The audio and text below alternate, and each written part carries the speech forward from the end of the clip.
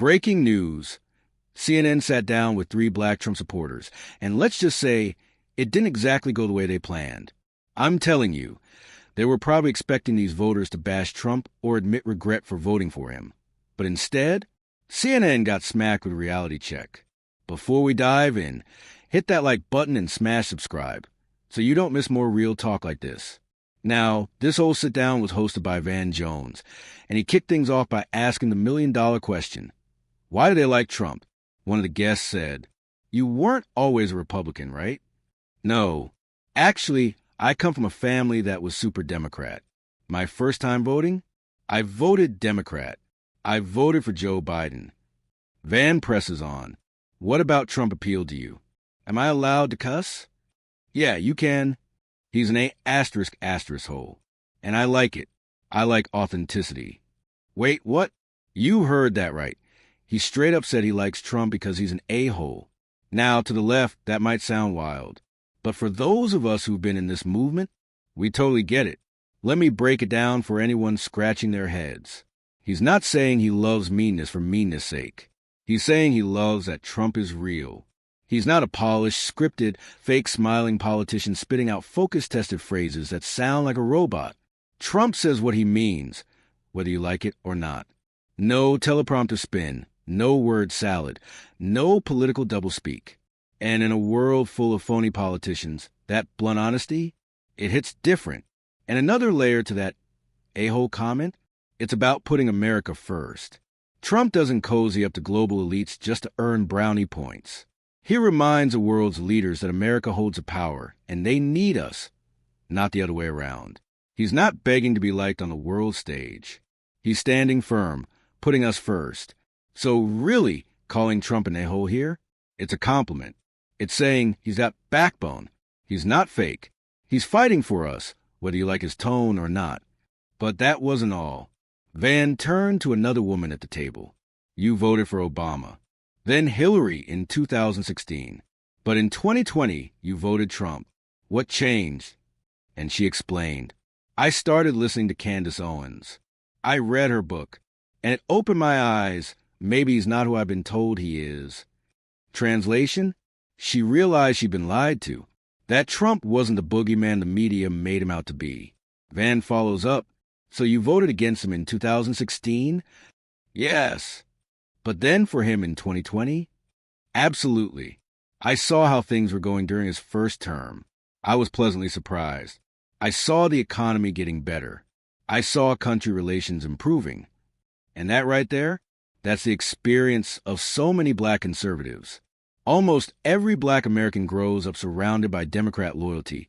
It's practically expected. But all it takes is one spark.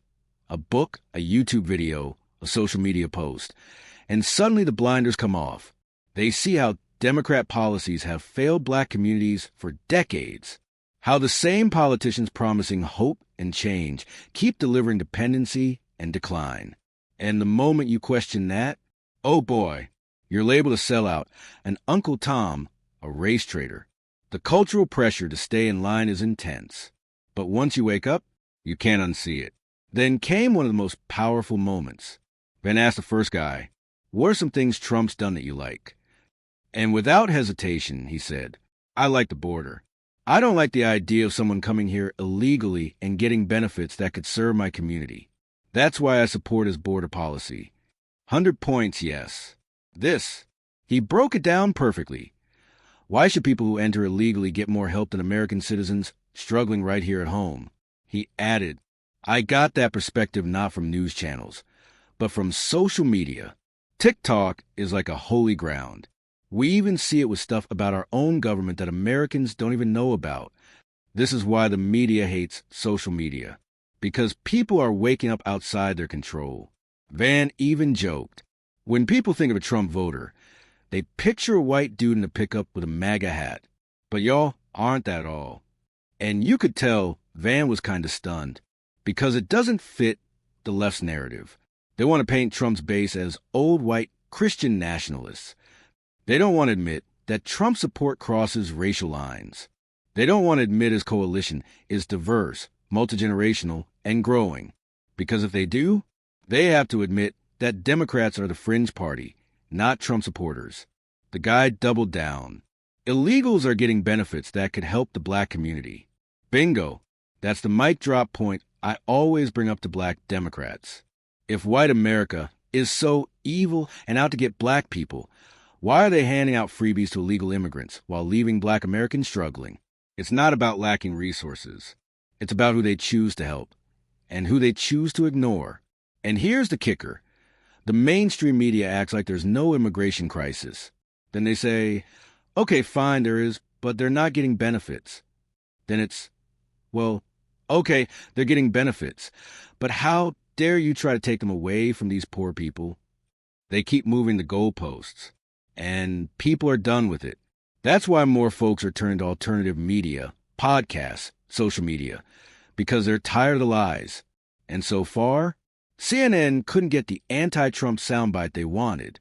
Instead, they accidentally exposed something powerful. Black Americans are waking up. Trump's message is resonating across racial lines, and the media's narrative is crumbling. Stay tuned, because the story, it's just getting started. But here they go, asking the big question, hoping they'll finally get the answer they've been praying for. If you had the chance to vote for Donald Trump again, would you do it? If you had to do it all over again, would you vote for Donald Trump again? Yes or no? Yes, I would. Even now in the future. I'm not a diehard Democrat or a diehard Republican. If there were a Democratic candidate who was more aligned with me, then I'd vote Democrat. They ask again, if you could go back in time, would you vote for Donald Trump? Yes or no? Yes. I think I already know the answer on this one. She said yes. It was immediate. No, I'm sorry. Another one. If you had to do it all over again, would you vote for Donald Trump? Yes or no? 1,000% absolutely yes. Ouch. That really puts a hole in their narrative. You know the one. Oh, all these Trump supporters are regretting their vote. They regret it. They feel so stupid. There's so much buyer's remorse. Nope. They have to invent scenarios, no matter how untrue, just so their base can feel vindicated about losing the election. They're still stuck in November's loss. They still can't believe the American people rejected their platform, rejected their policies, rejected their cultural stances, and instead chose a guy they called a Nazi, a threat to democracy, a 34-time felon. And so, instead of doing some serious self-reflection, they cling to the hope that these stupid MAGA people will soon regret what they did. That the doom and gloom they see through their Trump-deranged lens will somehow bite all these MAGAs in butt, and they'll finally regret their vote, because then and only then can the Democrats feel good again and say, aha, I knew I was right. Told you guys I was right. But that's not what's happening. At all. We're all thrilled. And that's not just me saying it. It's not just this table of black Trump supporters saying it. Here's CNN dropping their own poll, showing what people would do if they could vote again today. Take a look. Who would be doing a better job as president? Guess who comes out on top? Yep, Trump, within the margin of error. Trump comes out on top. It looks a lot like the election result. Trump at 45%, 2 points ahead of Harris at 43%. 12% say it'd be about the same. But this is the key nugget. It's not just about regretting the vote. It's literally saying who'd be doing a better job right now. And Trump continues to score a higher percentage of the vote than Kamala Harris. This looks a heck of a lot like the election result. We've seen it in poll after poll after poll. Now, you guys know I don't live or die by the polls. I don't see them as objective truth. I just think they're nice little indicators. And the recent slew of polls the media was showing last week, they showed Trump deeply underwater on a bunch of issues. But what the poll I just showed tells me, combined with those polls last week, is either those polls were dead wrong and Trump isn't underwater, which is definitely true, or if they are true, it just means they still think Kamala Harris would be significantly worse. And I think that's what the mainstream media is starting to figure out. Americans have just fundamentally lost their appetite for the Democrat Party.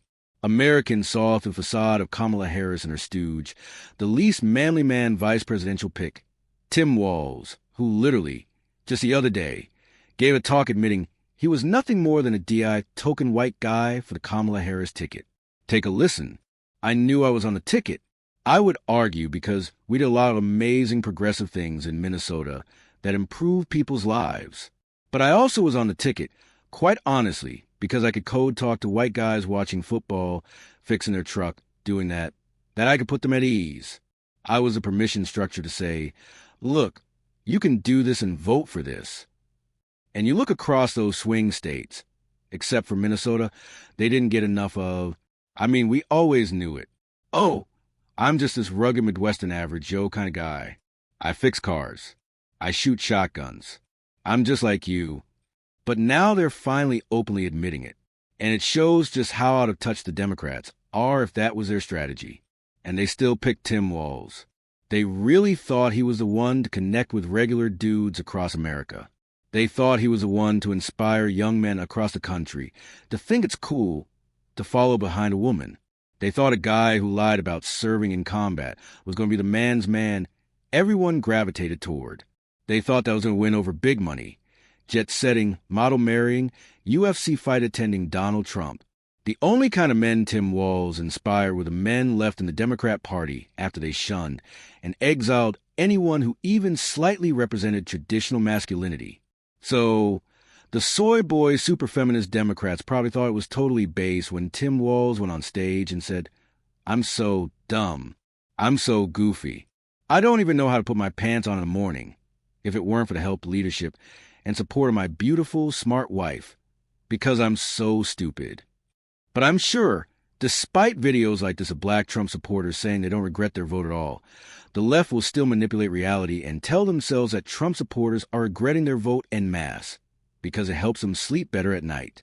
Meanwhile, we're sleeping like babies every single night, loving what the president is doing. They're the ones waking up at 3 a.m. in a cold sweat, worried about what Donald Trump is going to do to them next. But hey, let me know what you guys think down in the comments below. If you enjoyed the video, hit that like button. Make sure you subscribe to the channel if you haven't already. Turn on the notification bell so you never miss a video. And I'll see you in the next one.